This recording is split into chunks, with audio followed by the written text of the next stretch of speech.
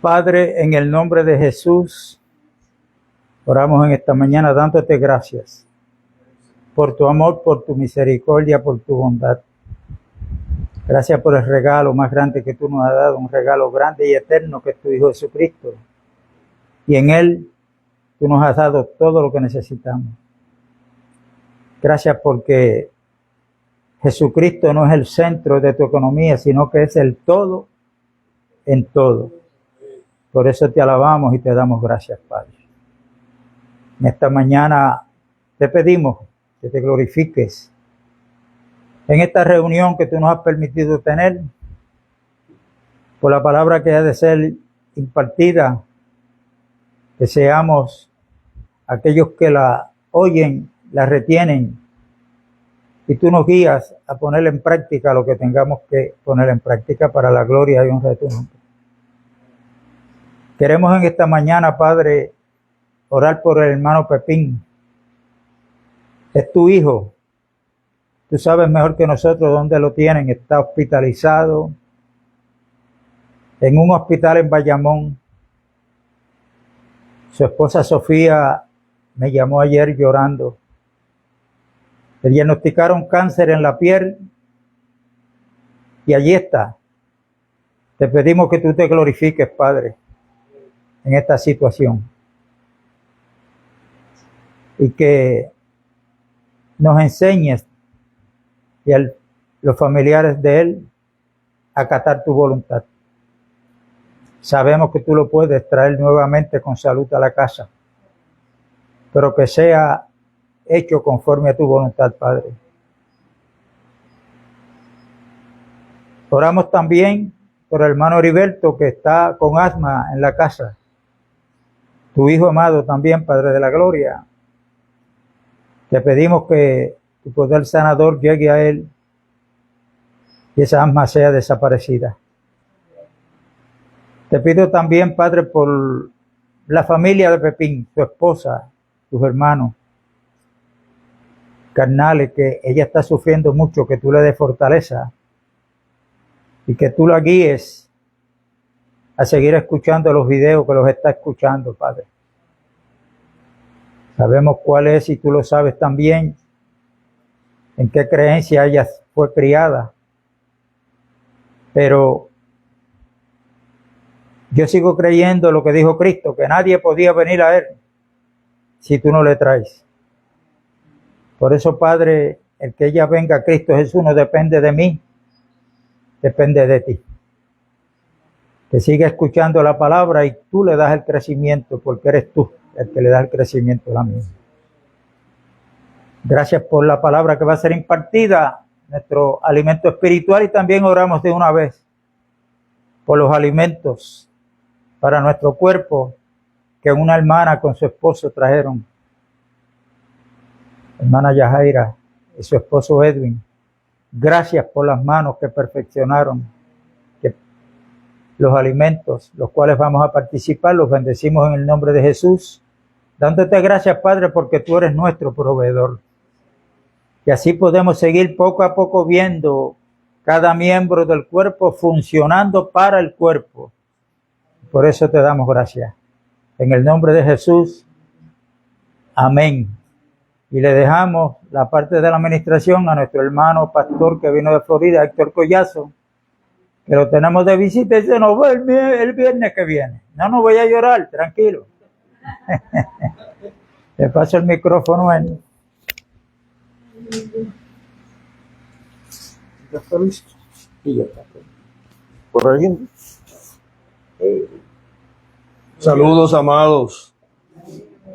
Es un enorme privilegio para mí y para mi esposa, Elizabeth, poder estar aquí con ustedes en esta preciosa mañana. Nosotros, pues allá en Florida, lo seguimos. También somos discípulos a la distancia. Nos conectamos, tratamos de seguir. Víctor, hermano Víctor y su servidor, pues interactuamos bastante, hablamos bastante, compartimos me alimenta, lo retroalimento y viceversa. Y esa es la dinámica que debemos de seguir. Él oraba ahora y decía, hace un ratito que decía que lo que quede en nosotros, lo que haya en nosotros o que podamos percibir de todo lo que no sea del diseño, lo expulsemos, pidamos al Señor que lo quite, cosa que nos mantengamos enfocados en que el Señor logre, mientras estemos en vida, su propósito en y a través de cada uno de nosotros. La Escritura nos enseña que David murió no bajo la espada de Saúl, no bajo la espada de sus enemigos, porque todavía el propósito de Dios con él y en él no se había cumplido. Y la Escritura dice, y David, luego de haber cumplido el propósito de Dios, murió. Creamos de que el estar vivos nosotros ahora, este tiempo hermoso que ustedes y ahora mi esposa y yo disfrutamos con ustedes, es un poquito más de oportunidad para conocer y ir más profundo en el conocimiento de ese propósito eterno, que es un solo propósito, aunque los planes sean variados, aunque los planes sean muchos, es solamente un solo propósito. Logre más el Señor de Él en nosotros.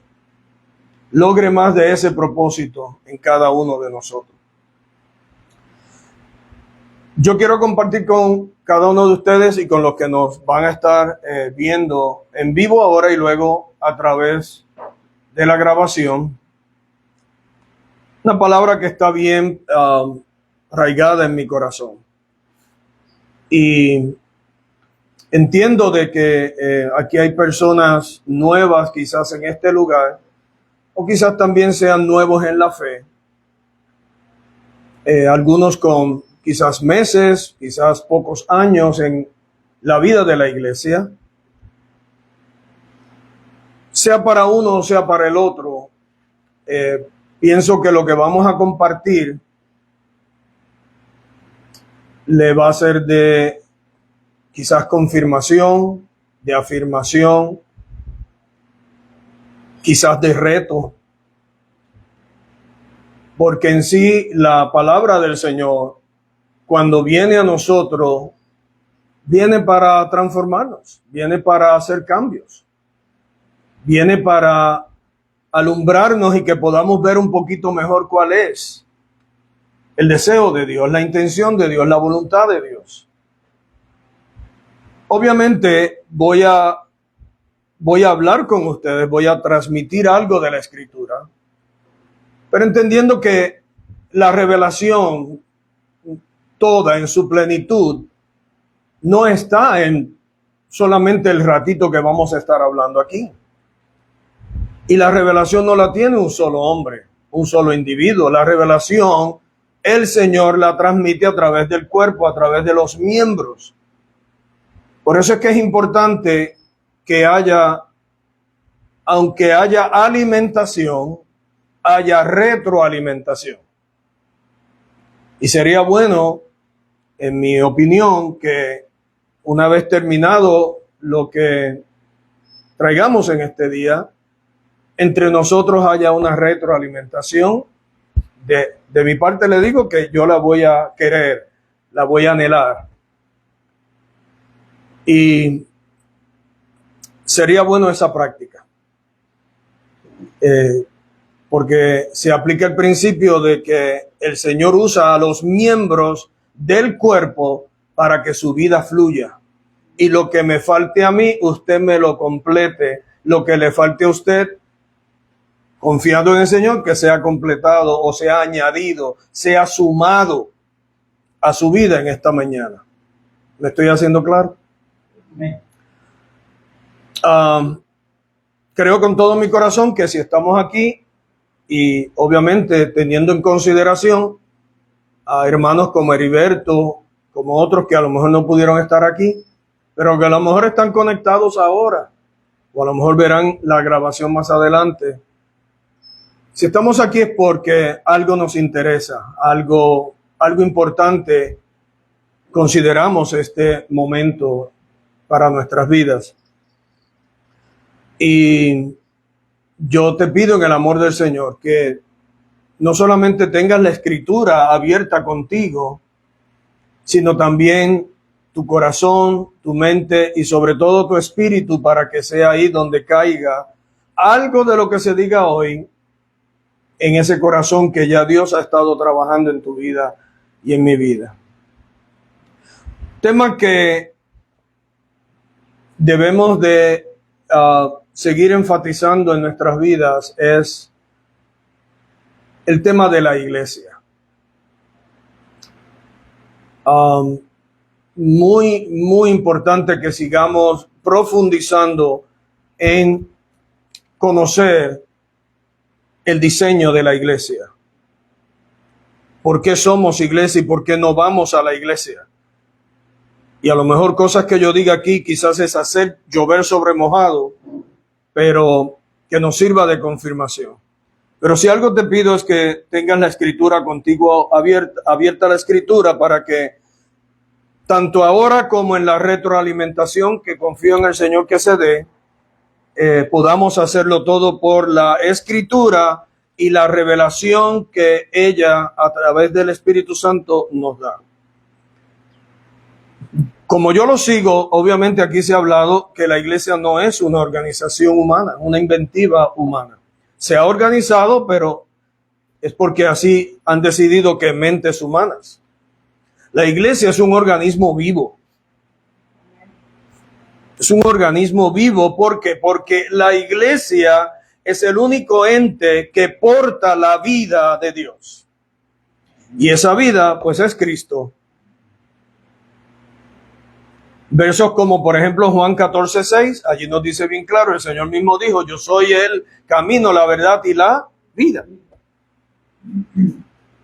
Pero en Colosenses 3, del 3 al 4, nos dice que cuando Cristo, vuestra ¿qué? Vida se manifieste. ¿Quién es nuestra vida? Cristo. ¿Qué es la iglesia? La iglesia son aquellos que portan la vida de Dios. Así de sencillo. ¿Ok? Porque en ella mora, en ella está la vida. Hay 4 palabras para el vocablo vida en griego.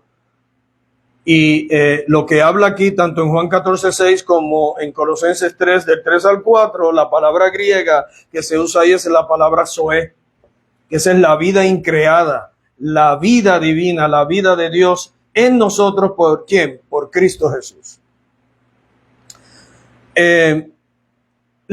Una característica, como es un organismo vivo, la iglesia, todo organismo vivo tiene lo que se conoce como un ADN. Sí, habían oído eso anteriormente, me imagino, ¿no? Tiene un ADN. Todo organismo vivo tiene un ADN.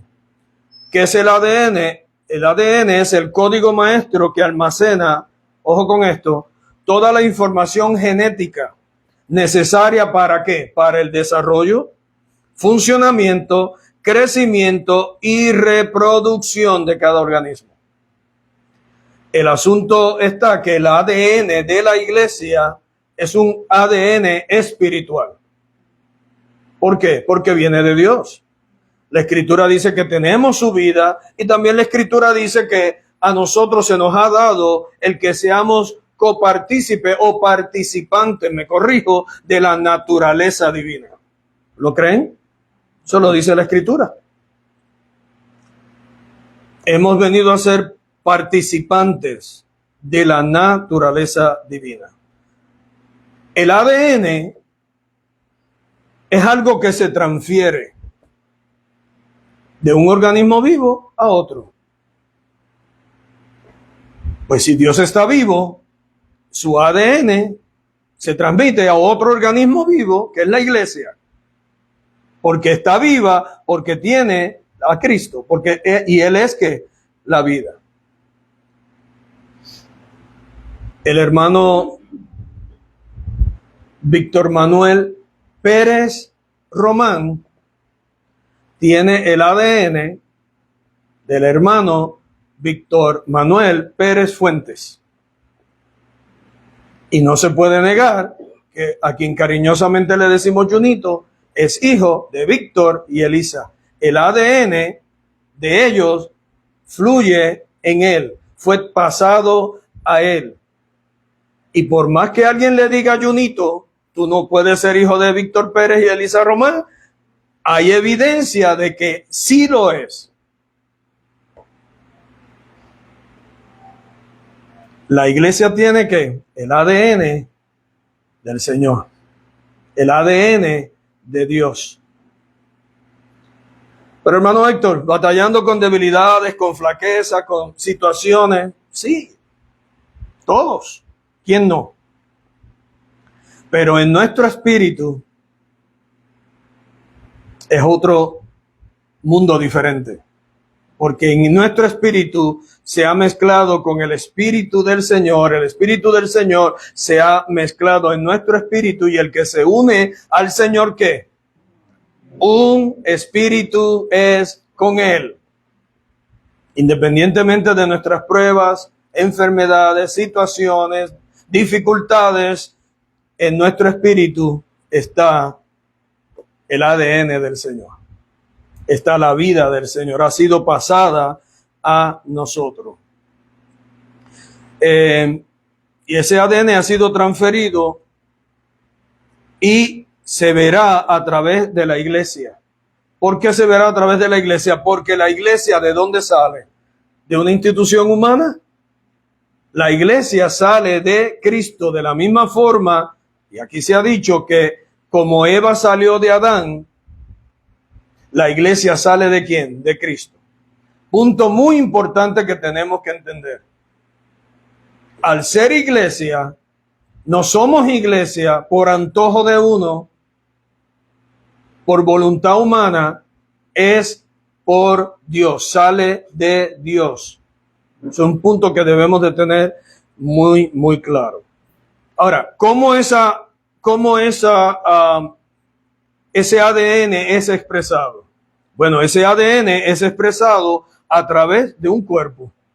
¿Y qué dice la Escritura de la iglesia? La iglesia, una de las formas en que es expresada la iglesia es a través de un cuerpo. Y ese cuerpo la Biblia le llama el cuerpo ¿de quién? De Cristo. Diga conmigo su expresión. El Señor se expresa, el Señor se manifiesta, el Señor, la vida de Él en nosotros se va a expresar a través de un cuerpo, y ese cuerpo se llama la iglesia. La iglesia es el cuerpo de Cristo, como nos dice Efesios 1, 22 al 23, Colosenses 1, 18. Dicho sea de paso, van a haber cantidad de versos bíblicos que vamos a citar. Obviamente no podemos ir a leerlos todos porque nos tomaría mucho tiempo, pero qué bueno que va a quedar grabado el video para que el que guste pueda ir y refrescar esto y corroborar que lo que estamos trayendo a la medida que se está trayendo, obviamente tiene su respaldo escritural. ¿A través de qué se manifiesta la vida del Señor? A través de un cuerpo. Y ese cuerpo se llama la iglesia de Cristo. Y ese cuerpo tiene una cabeza, como bien claro ya sabemos. La pregunta es, ¿cuál es el único propósito de un cuerpo? El único propósito de un cuerpo es expresar la vida que contiene. Porque una vez que el cuerpo deja, la vida sale del cuerpo, inclusive el nombre de ese cuerpo ya cambia. A una persona que fallece, a una persona que muere, que deja de tener signos vitales, ya se empieza a decir que es un cadáver. El cadáver de fulano o de fulana va a ser puesto en tal lugar. Hay algunos que dicen el cuerpo, pero realmente la palabra más adecuada es que ahora es un cadáver. Esa palabra cadáver tiene su origen en el latín, y el latín lo que significa es que cayó. Cayó porque ya no tiene funciones vitales. Y esto es importante que lo analicemos. ¿Por qué? Porque si el cuerpo de Cristo, si la iglesia, perdón, es cuerpo de Cristo, el cuerpo de Cristo jamás será cadáver. Hola. Porque tiene la vida de Dios. Tiene el ADN de Dios, tiene la vida de Dios, participante de la naturaleza divina. No puede haber cadáver cuando se tiene que ver o se refiere a la iglesia. Ojo con esto, no estoy hablando de una congregación. Ahí, inclusive en el libro de Apocalipsis, el Señor le dijo, creo que fue a Sardis, estás muerta. Pero fue una congregación. La iglesia, diga conmigo la iglesia, por favor, la iglesia. La iglesia está viva. Hablar de iglesia, hablar de una congregación, tenemos que hacer esa diferencia porque podrán haber congregaciones. Podrán haber congregaciones que estén haciendo cosas completamente fuera del diseño, pero eso no marca que se tome en forma general de que así es la iglesia de Cristo. No, la iglesia de Cristo manifiesta el ADN de Cristo. Por eso es que nosotros hablamos Cristo, vivimos Cristo, respiramos Cristo. Nuestro cantar es Cristo. Nuestro hablar es Cristo. Porque de la abundancia del corazón, ¿qué?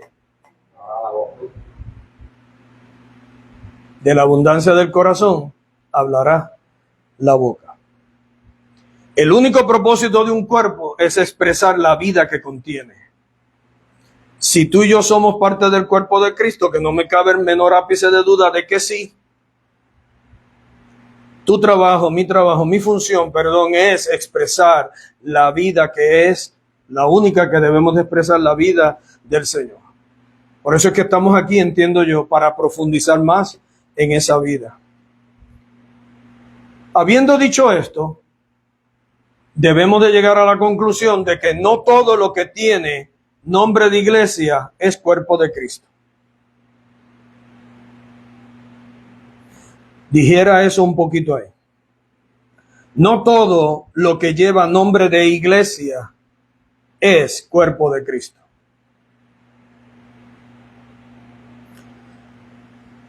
No sé si es la primera vez que vas a oír esto, pero te lo voy a dar y usted haga su investigación, haga su tarea.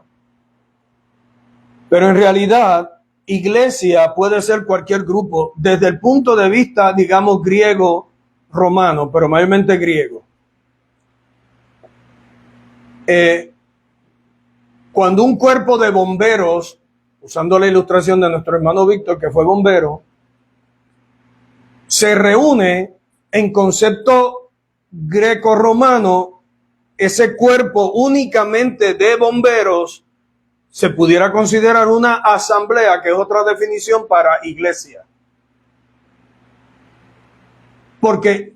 Porque se reunieron en un lugar a llevar a cabo o un entrenamiento o algún tipo de función, pero ahí no habían médicos, ahí no habían policía, ahí no habían catedráticos, ahí lo que había era un cuerpo de bomberos. O en realidad, amados, iglesia puede ser cualquier grupo. Una asamblea la puede formar cualquier grupo. Y la definición de eclesía, que es los llamados fuera, los llamados a salir, pues cualquier grupo que salga para desempeñar o desarrollar algún tipo de función, en el pensamiento greco-romano era considerado una eclesía. Dicho sea de paso, fue en el año 594 que el primero que instauró el concepto de iglesia se llamaba, su nombre fue Solón. Así se llama, parece salón, pero es Solón. Búsquese la historia, usted podrá corroborar eso. Solón fue quien instauró el concepto de eclesía 594 años antes de Cristo. Por eso cuando Cristo menciona iglesia por primera vez, ¿cómo Él la identifica? ¿Cómo Él la cataloga? Y sobre esta roca, ¿qué? ¿Edificaré qué? Mi. La hace suya. Esta no es la que instauró Solón. Esta no es lo que los romanos hacen. Esto no es lo que el otro pueblo hace o el otro grupo hace. Esta tiene que ver con mí. Es mía. Es de él. Va a tener sus características. Va a tener su ADN. Va a tener su vida. Por ende, no todo lo que lleva nombre de iglesia es cuerpo de Cristo. La pregunta es, ¿qué es el cuerpo? Pues la Escritura nos da la respuesta. El cuerpo son muchos ¿qué? Miembros. Un cuerpo está compuesto de muchos miembros. ¿Qué hizo el Creador cuando hizo nuestro cuerpo? A cada miembro, por favor diga conmigo, a cada miembro, le dio una función en particular, necesaria, sobre todo para el beneficio de ¿quién? Del resto del cuerpo.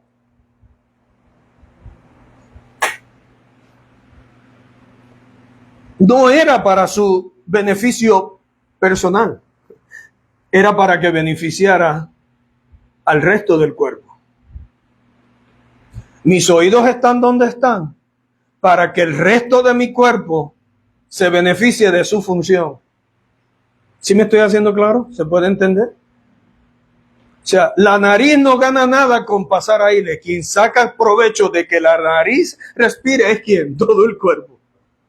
Bueno, el Señor en su sabiduría te coloca en su cuerpo con una función, con un don, con una habilidad para beneficio de los demás. No para el tuyo propio, no para que nos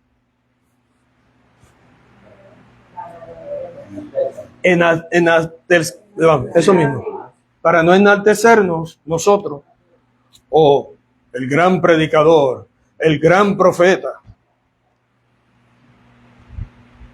Eso no es ADN de Dios, ¿sabe? Hola. Eso no es ADN de Dios. Porque el ADN de Dios, en ese momento lo que dice es que el mismo Señor dijo, yo no he venido a ser servido, sino a... Ese es el ADN. Ese es el ADN que tiene la iglesia. De que no es asunto de que le sirvan, es asunto de que nos damos a servir. Y servimos por amor. Más adelante, si nos da tiempo, vamos a llegar ahí. Servíos por amor los unos a los otros. Y esa palabra, ese vocablo servir en el griego va bien hondo. Vamos a ver si podemos llegar ahí. ¿Qué es el cuerpo, amado? Diga conmigo, muchos miembros. Si tú has creído en Cristo, si Cristo ha venido a ser el Kurios,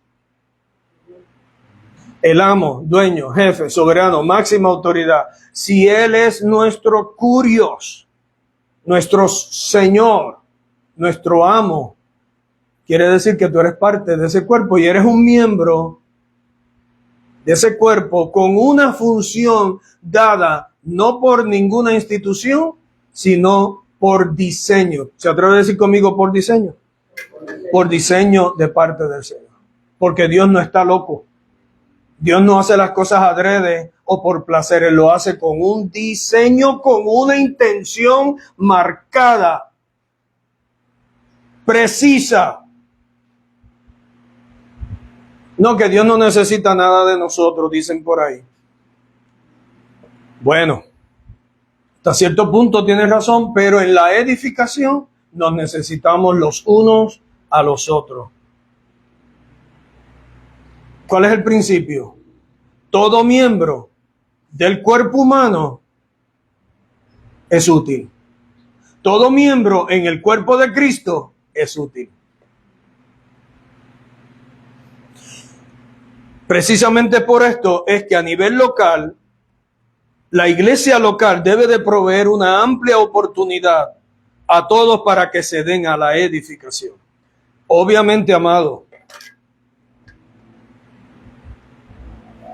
No todos van a, digamos, a predicar, no todos van a enseñar, no todos van a poder profetizar, no todos van a poder, eso se entiende, pero cada uno de nosotros debe de ir buscando en Dios, Señor, ¿para qué estoy en tu cuerpo?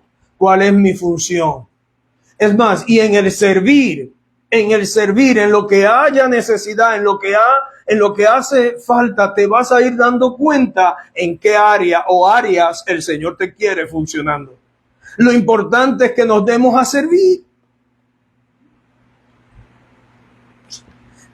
Eso es lo importante, que nos demos a servir, para que el Señor siga desarrollando, siga alcanzando, siga logrando más y más. Pero déjame seguir un poquito más adelante. Todo miembro que reconoce cuerpo, ve cuerpo. Cuando yo entro por esas puertas, ¿qué yo veo? Cuando usted entró por esas puertas hoy, ¿qué usted vio? Todo miembro que reconoce cuerpo se dará a servir, se dará a funcionar en su área como miembro también de ese cuerpo para que los demás reciban lo que deben de recibir. Pero tenemos que reconocer cuerpo. Cuando yo entro por esa puerta, cuando yo estoy en algún otro lugar, cuando yo llamo por teléfono, ¿qué estoy reconociendo? ¿Un hermano? Qué bueno que es un hermano, pero debo de reconocer que es parte del cuerpo. Y si el hermano o la hermana expresa algo, inmediatamente el cuerpo va en su auxilio. Los demás van al rescate. Auxiliar, ayudar.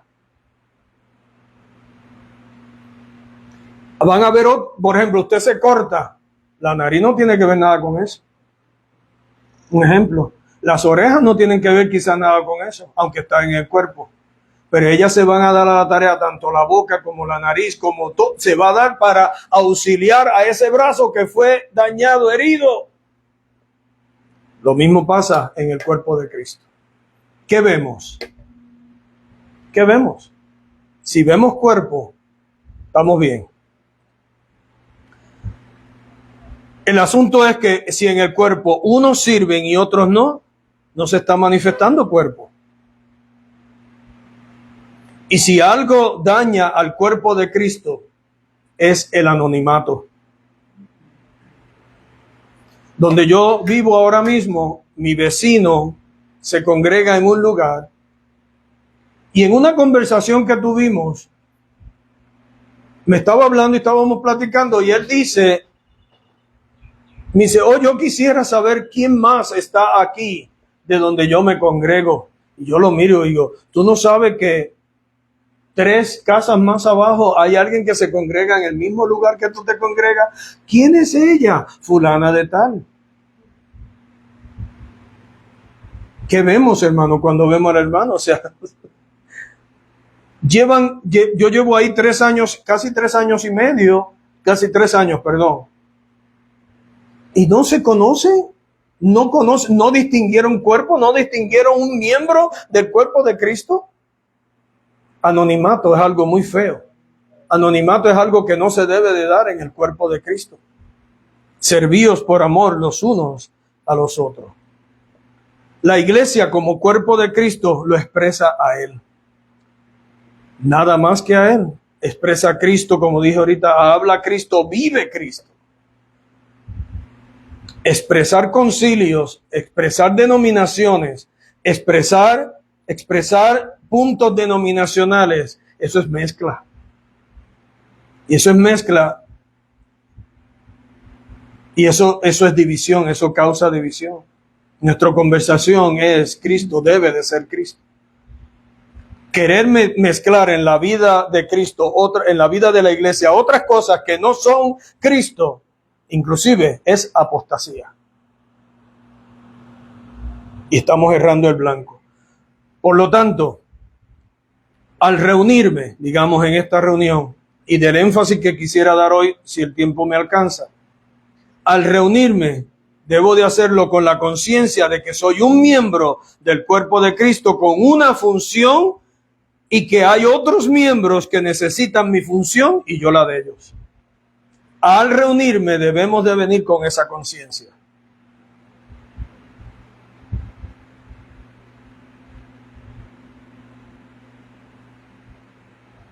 De que yo lo necesito a Él y Él me necesita a mí. Y de que nos necesitamos mutuamente. Hermano Héctor, y si yo no sé en lo que Dios me quiere, envuélvase. En el ejercicio se desarrollan los músculos. Cuando se hace ejercicio se desarrollan los músculos.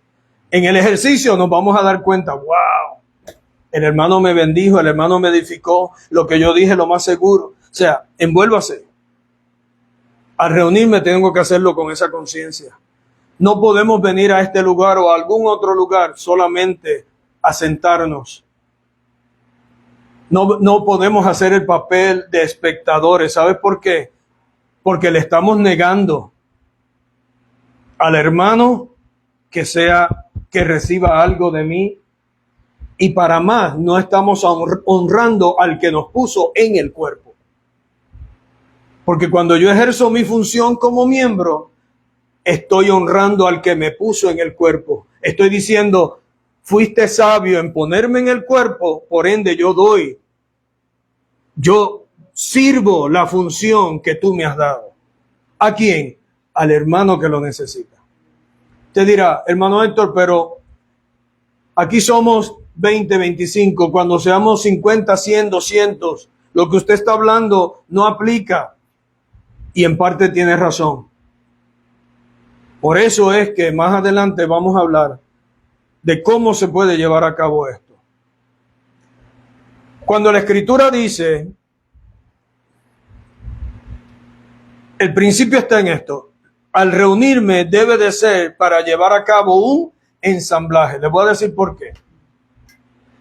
Porque una de las definiciones de iglesia es asamblea. ¿Lo habían visto anteriormente? Asamblea. Eso es la definición más básica de iglesia. Es una asamblea. Entonces, cuando nos reunimos, debemos de vernos, amados, como un ensamblaje. ¿Qué se lleva a cabo en un ensamblaje? Bueno, que muchas piezas forman ¿qué? Un solo ¿qué? Ente. Yo fui dibujante y cuando el ingeniero me daba para yo detallar las piezas de ese ensamblaje, yo las sacaba aparte y las detallaba. Pero todas esas piezas forman que un solo ensamblaje, un solo ente para que lleve a cabo una función. Si iglesia es asamblea, la forma en que yo me congrego, la forma en que yo tengo que estar convencido que cuando voy a esa reunión es porque me voy a ensamblar con la función de él, con la función de él, con la función de ella, nos vamos a ensamblar para venir a ser un solo ente. Ahora dígame usted, si en un ensamblaje faltase una o dos piezas, ¿el ente que viene a ser formado podrá llevar a cabo su función? ¿Por qué? Completo. Tiene que estar ¿qué? Completo.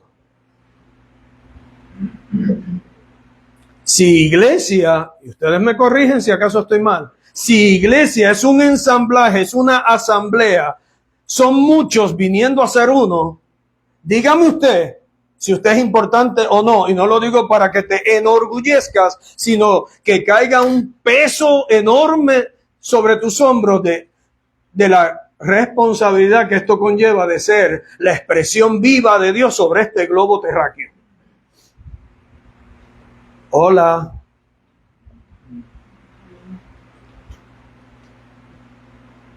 Es una gran responsabilidad, es una gran tarea. Tú, como miembro del cuerpo de Cristo, que no te pusiste tú mismo o tú misma, te puso Dios, eres importante en este asunto.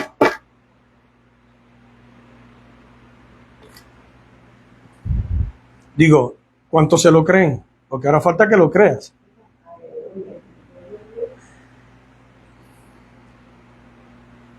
Cuando me reúno debe de ser para llevar a cabo un ensamblaje. Esto no puede ser concebido. Nuestra reunión aquí o nuestra reunión en las casas, nuestra reunión donde nos reunamos, no puede ser para pasar un ratito chévere aunque lo tengamos.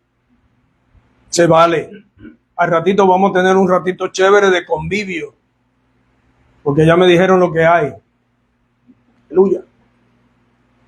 Pero antes de eso, nuestro ensamblaje tiene un fin y no para agradar a ningún hombre, es para agradar al que nos llamó y nos puso y nos colocó en su cuerpo. Amén.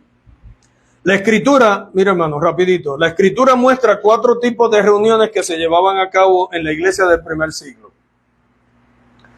La primera eran reuniones apostólicas. Voy a decir la cita porque va a quedar grabado de forma rápida volando.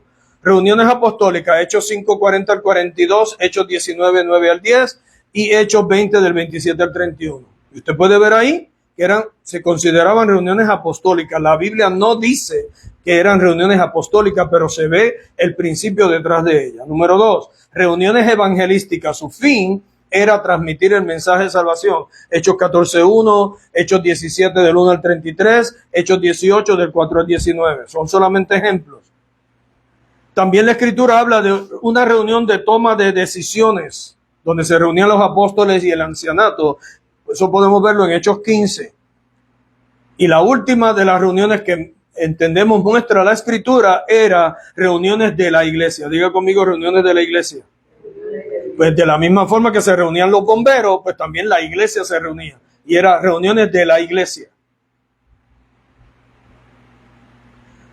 Y según vemos en 1 Corintios capítulo 11, 1 de Corintios capítulo 14, en esos 2 capítulos, la reunión se llevaba a cabo en las casas de los hermanos. Ahora bien, tocante a la reunión de la iglesia, de esta última que mencionamos, al apóstol Pablo le fue revelado el fluir de esa reunión. Y es lo que yo quisiera traer a consideración de ustedes, porque en esta reunión que tenemos ahora, como en la reunión de la iglesia en las casas, es donde el ADN de Dios fluye de forma maravillosa. Esas características que distinguen a Víctor Pérez Román, que proceden de Víctor Pérez Fuente, asimismo esas características que fluyen del Padre se van a manifestar a través del ADN que fluye, de su vida que fluye en quién, en y a través de nosotros.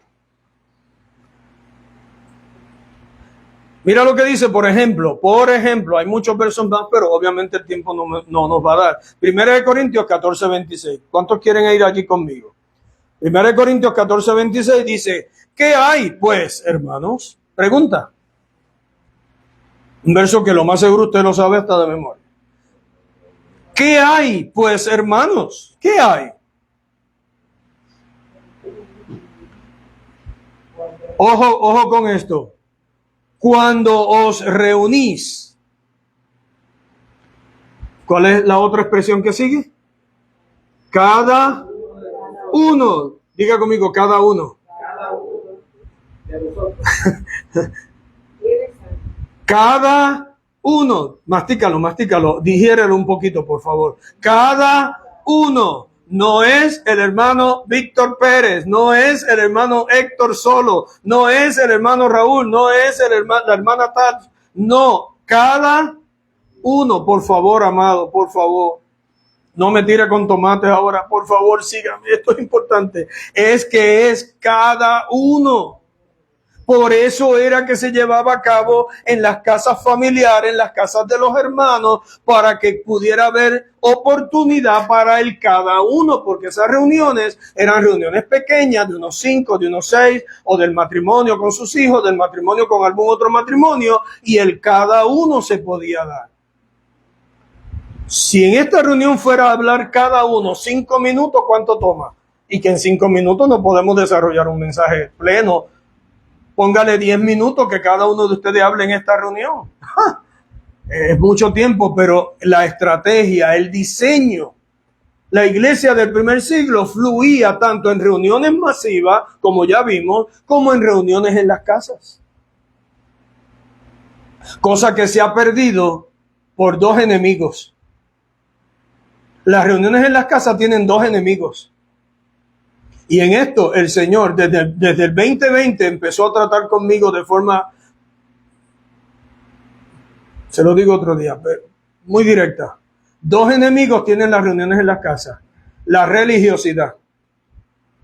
¿Por qué la religiosidad? Porque la religiosidad señala a un building, a un edificio, como el lugar de liturgia, como el lugar de culto.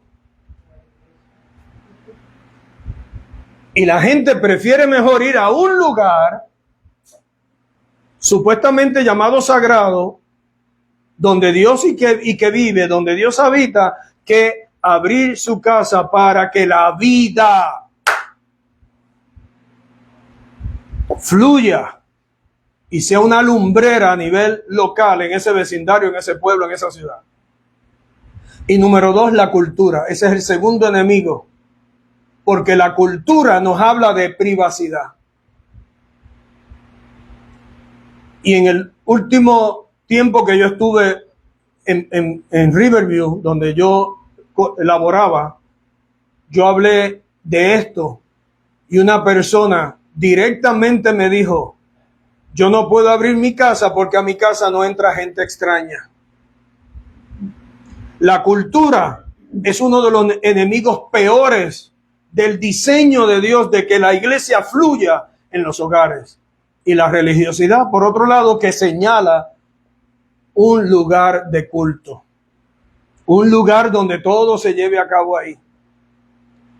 De modo, si usted cree que fue Constantino el que mandó a quitar las reuniones de las casas, si usted cree que fue el gobierno de los Estados Unidos, una mujer que se opuso de que la Biblia se leyera y se sacara a Dios de las escuelas y de las cortes, si usted cree que eso fue o no, esto viene de hace tiempo, donde a Dios se le ha sacado aún de nuestras casas.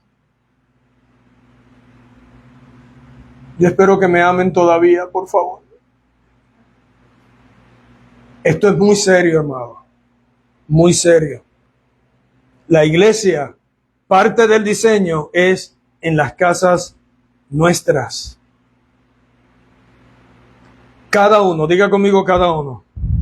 La verdad es que si somos sinceros, en la gran mayoría de los círculos llamados cristianos no se está dando el cada uno. No se está dando. Y si no se está dando el cada uno, pues tampoco se va a dar lo otro que viene por los cada uno. 1 Corintios 14:26 que empezamos a leer. ¿Qué hay pues, hermano, cuando os reunís? Dice, cada uno de vosotros tiene salmo, tiene doctrina, tiene lengua, tiene revelación, tiene interpretación. Y la lista sigue, amado. La lista pudiera haber seguido. Por eso terminó diciendo, hágase todo para edificación.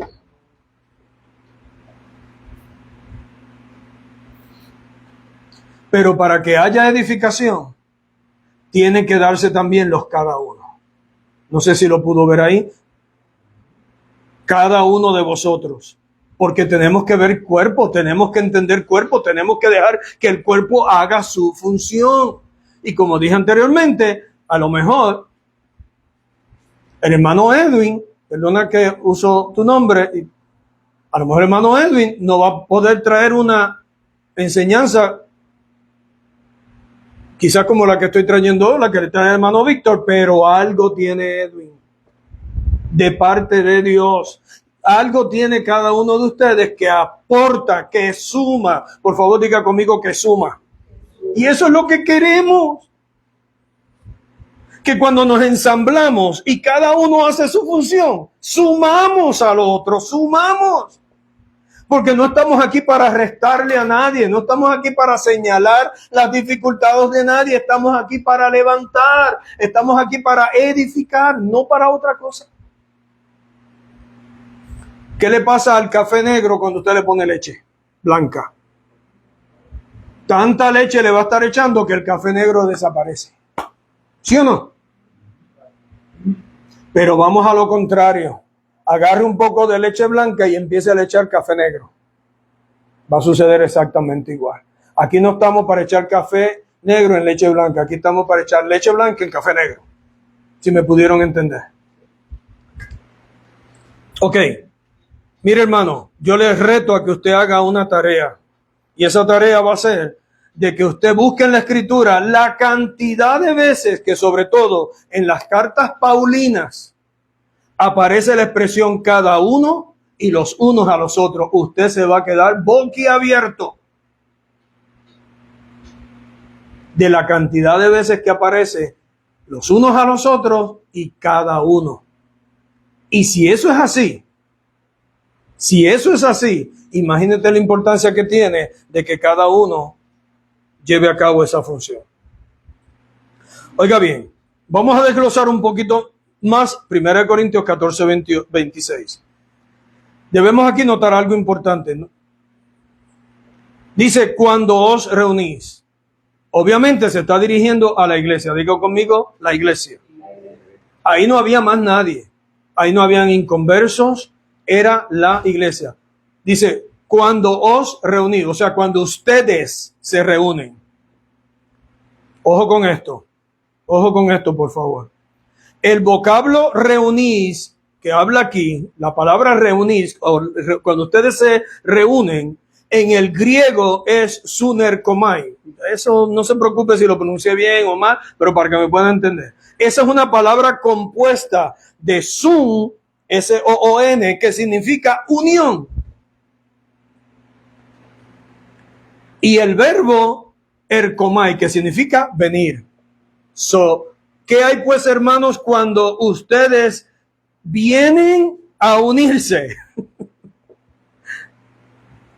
¿Qué hay pues, hermanos, cuando os reunís? Cuando vienen a ser, todos ustedes vienen a ser uno, como hablábamos al principio. Y por eso es que podemos entender que el vocablo iglesia se le conoce como asamblea, porque nos ensamblamos. El ensamblaje es cuando muchas partes se unen y vienen a ser un solo ente, como dijimos ya al principio. Ojo con esto. Un mero juntarse no logra nada. Usted quiere construir una casa, traiga la varilla, los bloques, traiga todo lo de plomería, traiga y póngalo ahí. Eso son muchas cosas juntas, pero no logran un objetivo. El mero reunirse no es que todas esas cosas lleguen en un momento dado a estar ¿qué? Unidas cada una, cumpliendo ¿qué? Su función. La varilla con el cemento, etcétera, etcétera. Eso no es un mero juntarse lo que está hablando aquí. Dicho sea de paso, no era un juntarse solamente, es que hoy es domingo, debo de irme a reunir. Para tranquilizar la conciencia de que hoy es domingo. Ay, es que me enseñaron que el domingo es día del Señor. No. Es juntarnos para un propósito bien particular, bien específico, bien claro, y es que se dé que en nosotros y en todos nosotros que edificación. La edificación del cuerpo de Cristo. ¿Por qué? No fue el mismo Cristo que dijo, sobre esta roca que edificaré ¿qué? Mi iglesia. Pero entonces, ¿cómo él le edifica? Bueno, por lo que ya dijimos, porque su cuerpo está compuesto por miembros que tienen función y él usa esos miembros para edificar su iglesia. ¿Por qué? Porque él está en ti. El Espíritu de Dios está en ti, el Señor está en ti, está en nosotros. Por ende, cuando nos juntamos con esa claridad, como miembro del cuerpo y que ejerzo una función de dones que él mismo ha repartido según a cada uno, según él ha querido. Se lleva a cabo la edificación que él dijo, y sobre esta roca edificaré mi iglesia. ¿Y es a través de qué? Piedras vivas. ¿Cuántos son piedras vivas? La Biblia dice que la casa de Dios está formada ¿por qué? Por piedras vivas. ¿Y esos son quienes? Los redimidos, en quienes Cristo es que el Señor de nuestras vidas, de sus vidas. Amén. Por tanto, en un ensamblaje, todos y cada uno con su función particular, llegamos a ser ¿qué? Un solo ente. Y ese ensamblaje puede funcionar correctamente. Ok, entonces, he aquí la importancia de una reunión donde todos los integrantes, creyentes nacidos de nuevo, pueden ministrarse los unos a los otros. Esa es la reunión de la iglesia, de forma efectiva, según el diseño. Y parte de ese diseño, amado, es la reunión en las casas, que traigo a tu consideración para que, con la ayuda y guianza del Señor, de la misma forma que nuestros hermanos en la iglesia del primer siglo vieron esto, no solamente durante la persecución, sino aún después de la persecución, hasta el siglo, mediados del siglo III, donde vino Constantino y dañó este asunto, se congregaban en las casas y la iglesia era multiplicada, crecía abundantemente, la palabra de Dios corría y era prosperada maravillosamente. Amén, hermano. Al identificarnos como miembros del cuerpo de Cristo, no podemos conformarnos con solamente asistir a una reunión y solamente ser meros espectadores. Debemos de hacerlo con la conciencia de que soy miembro y mi función es importante para el beneficio de los demás.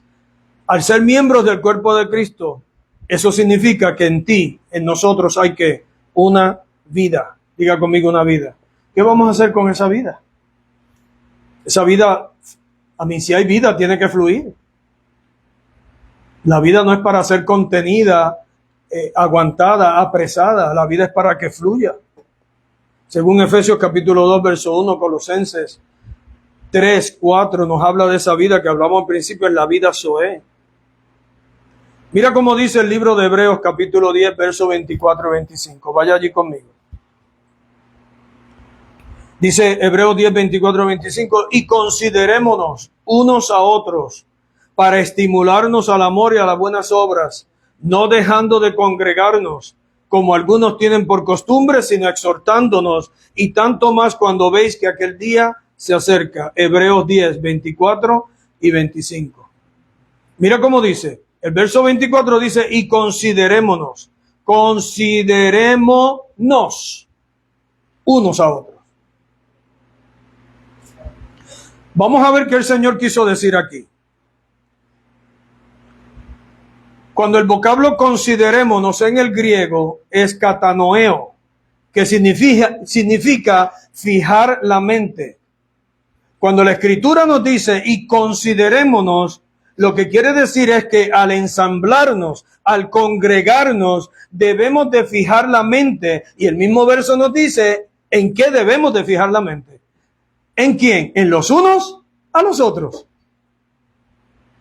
O sea que al venir a congregarnos, el enfoque no soy yo, el enfoque es mi hermano.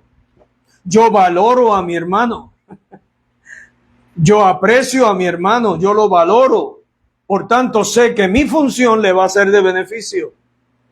Y entiendo claramente, amado, no todos estamos al mismo nivel, pero vamos en desarrollo. Que te sirva esto, que nos sirva esto que estamos hablando para aceptar un reto en nuestra vida y darnos a la gran tarea de la edificación. Si eres nuevo, mira, sabes ya el camino que se espera que camines, y es que te des de parte de Dios lo que tenga a tu hermano que está en el mismo ensamblaje, que es un miembro del cuerpo que te necesita. Fijar la mente.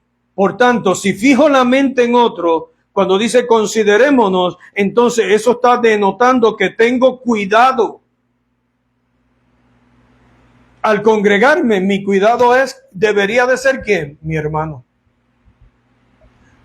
Mi hermano. Por eso al congregarnos, si en algún momento dado no podemos asistir a esa reunión o a la reunión X, debe de ser por algo sumamente importante, o digamos importante, de emergencia, que no se pudo, como es el caso de lo que pasó hoy con uno que otro hermano, obviamente un asunto de enfermedad, Pero mientras podamos, nuestro punto de enfoque es considerémonos, poner mi mente en quién, en que mi hermano me necesita y yo necesito a mi hermano. Amén, hermano. Eso es importante que lo podamos ver. Entonces, el siguiente punto es, dice, considerémonos, y otra vez usa la frase unos a otros. Y acabamos de explicar que el objetivo aquí en esta reunión de la iglesia es que nuestros hermanos. O sea, hermanos, cuando venimos a la reunión, sea aquí o en las casas, ¿por qué voy? ¿Por qué asisto? Porque yo aprecio a mi hermano, considero a mi hermano, valoro a mi hermano. Y con mi presencia y con lo que Dios pueda hacer o decir a través de mí, mi hermano va a ser sumado, mi hermano va a ser edificado. Y con lo que él diga o como él funcione en su don que Dios le haya dado, va a bendecir mi vida. Va a sumar a mi vida. Muy importante. Unos a otros. El objetivo son los demás. Como Cristo. Cristo dijo, yo no he venido a ser servido, sino a servir. Y a dar mi vida en rescate por otros. Esa es la vida del creyente. Una vida no egocentrista. Primero yo, segundo yo y tercero yo y si hay un cuarto yo también. Es el otro, son los demás. Porque ese es el ADN que fluye por nosotros. Debe de ser el ADN, el mismo que fluye en Cristo. No nos dice la Escritura, ya pues. Este sentir que hubo ¿quién? En Cristo, el cual siendo en forma de Dios, no estimó ser igual a Dios como cosa, sino que se despojó. Ese mismo sentir debe de estar en los que formamos su cuerpo, porque su ADN, su vida, fluye en nosotros. Y dice, haya pues el mismo sentir que hubo en Cristo.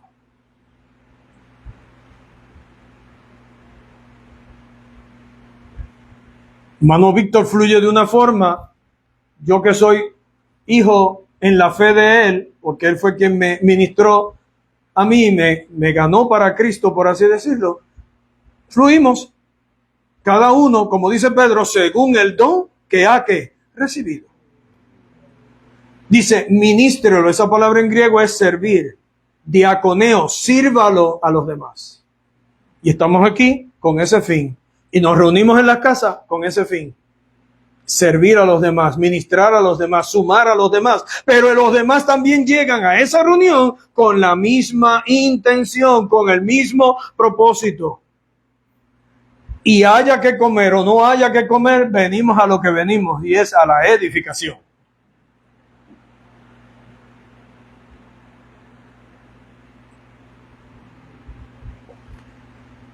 Mira cómo dice. Considerémonos unos a otros para estimularnos al amor y a las buenas obras. Ojo con esto. Estimularnos, hay otra versión que dice provocarnos al amor y a las buenas obras. La palabra en griego a lo que alude es estímulo para hacer algo loable, útil, honorable o necesario. Dice que cuando nos reunamos lo hagamos con el propósito. Como dice el verso 24, considerémonos, poner nuestra mente para beneficio de los hermanos, para estimularnos, otra vez, estimularnos al amor y a las buenas obras. Y esa palabra lo que significa es tener entusiasmo para hacer algo loable, útil, honrable y necesario. Diga conmigo entusiasmo. O sea, que se supone, según estoy entendiendo esto, se supone que durante la semana estoy deseoso que llegue la reunión. Estoy deseoso, estoy rebosando de alegría, estoy rebosando de gozo porque llegue el momento de reunirme con mi hermano, con mis hermanos, para darle algo y yo recibir algo de Dios, de la gracia de Dios en mí y yo recibir de la gracia de Dios que hay en ellos hacia mí. Gracias por su entusiasmo. Estimularnos, provocarnos. Ese entusiasmo para hacer algo necesario. Entusiasmo. ¡Wow! Yo le decía a los hermanos allá en Florida, no es bueno que vengamos a congregarnos porque hoy es domingo nada más. Para que luego el pastor o alguien me llame, hermano, no te vimos hoy. ¿Qué pasó? De esa forma, y que aunque se ausentó, hacer una buena llamada para que lo mismo, estimularnos al amor y a las buenas obras. La pregunta es entonces, ¿cómo se logra esto del verso 24? Precisamente no dejando de reunirnos. Porque este versículo 25, la Biblia, muchos pastores, muchos líderes lo usan, la Biblia dice, no dejes de congregar. Sí, pero lo que quieren es que vengan a un edificio. Lo que quieren es que vengan a 4 paredes, lugar que le llaman santo, que no tiene nada de santo. Pero eso es lo que, y eso es manipulación. Realmente eso es manipulación. Porque entonces castigan a la persona, castigan al hermano, castigan al nuevo creyente o al que ya lleva tiempo diciendo, la Biblia, hermano, ¿por qué usted no se reúne? La Biblia dice que no te dejes de congregar. Sí, pero no leen el verso 24. Que nuestro congregar es que para estimularnos al amor y a las buenas obras, para considerar a los hermanos, para tenerlos como importantes y dar de parte y parte de la gracia de lo que Dios nos ha dado. ¿Qué pasaba en estas reuniones? Rapidito te voy a decir. En estas reuniones de la iglesia, sobre todo en las casas, ¿qué se daba? Romanos 15:4. Dice la Biblia que se amonestaban. Se amonestaban. Y eso tiene su significado. El tiempo me está traicionando, pero se amonestaban. ¿Qué es una amonestación? No es solamente, como dicen por ahí, un regaño en amor. Una amonestación es que en ese tipo de reuniones algún hermano soltaba algo que le causaba preocupación al que lo oía e inmediatamente el hermano, por la guianza del Espíritu, por lo que percibió del Espíritu, le daba una palabra a esa persona porque percibió en el Espíritu que algo estaba pasando con ese hermano o con esa hermana. Eso viene a ser el amonestar bíblico, porque la palabra en el griego a lo que alude es poner en la mente. Sustituir algo que la persona trajo que no era bueno, alguna preocupación, lo que sea, y poner en la mente de esa persona algo positivo, algo de Dios, porque lo percibió en el Espíritu. Romanos 15:14 dice que se amonestaban. ¿Quiénes? Los unos a los otros, léalo. Luego usted lo busque y lo puede encontrar. Se amonestaban los unos a los otros. Otra vez la expresión, Gálatas 5:13. Servíos por amor los unos a los otros. Ojo con esto. Gálatas 5:13. Servíos por amor los unos a los otros.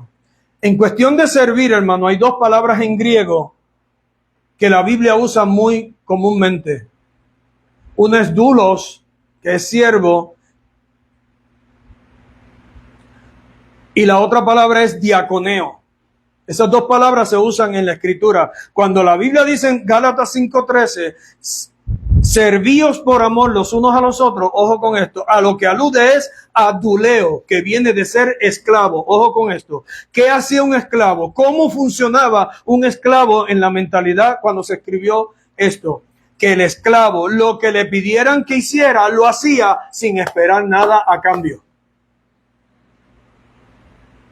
Cuando la Biblia dice en Gálatas 5:13, servíos por amor, es que asumamos una actitud de esclavo y sirvamos a los hermanos sin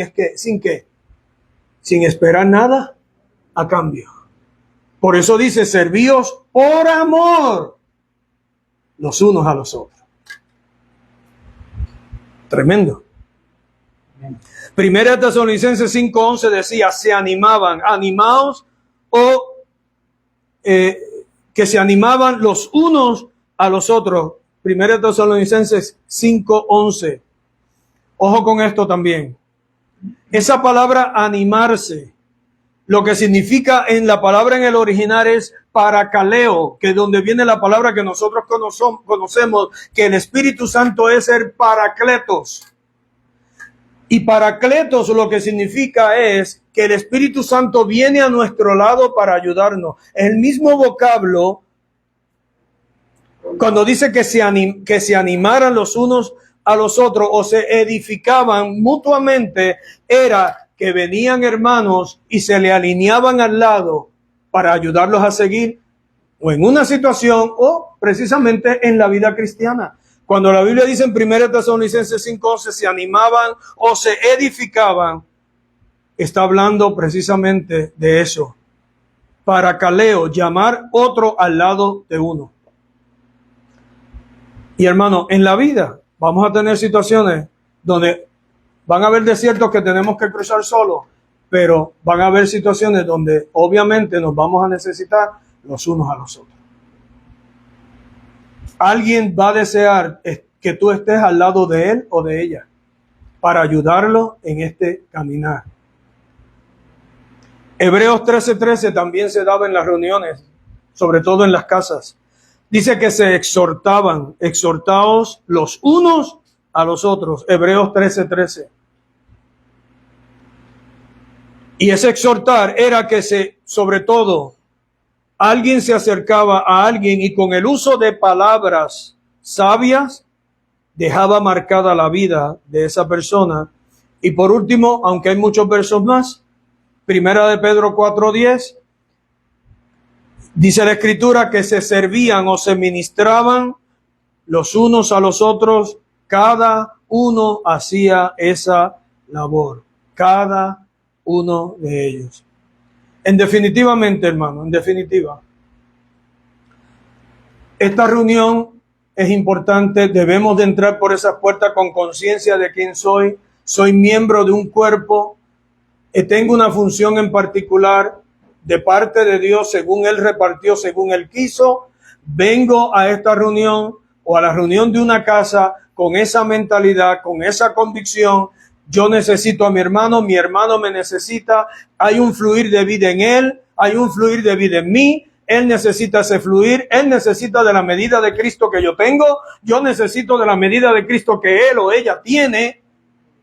Dije medida, y la misma medida de Edwin no es la misma medida del hermano, no es la misma medida del hermano, pero la medida en que tengas del Señor, dala, porque mientras más da, más vas a recibir. La Escritura dice, demos por gracia lo que por gracia hemos recibido. El apóstol Pedro dice, cada uno según el don que ha recibido. Pedro certifica que como miembro del cuerpo de Cristo, cada uno ha recibido algo. Nos toca a nosotros responsablemente descubrir en qué área o áreas el Señor nos quiere y darnos al magno proyecto de Dios de la edificación de la iglesia. No podemos ser gente pasiva. Si hay una vida que fluye, esa vida no es pasiva, esa vida es activa y proactiva. Démonos para la edificación. Abramos las puertas de la casa nuestra para que ese fluir de vida se siga dando. Recibe a un hermano y que el tema sea Cristo, como dije anteriormente. Nuestro hablar sea Cristo, nuestro respirar sea Cristo, todo lo que se hable y salga la edificación que tanto hace falta que se dé en nosotros, para que ya no seamos niños fluctuantes llevados por doquiera de todo viento de doctrina, sino que enfocados en el bienestar de los demás. ¿Enfocado en qué? En el bienestar de los demás. Crezcamos en aquel que es la cabeza, que es Cristo Jesús. Me gustaría que en lo que viene ahora, o como sea, lo que el hermano Víctor, haya una retroalimentación. Si acaso recibiste algo, si entendiste algo, si quieres compartir algo, tu servidor que acaba de ministrar, sería bueno que haya una retroalimentación.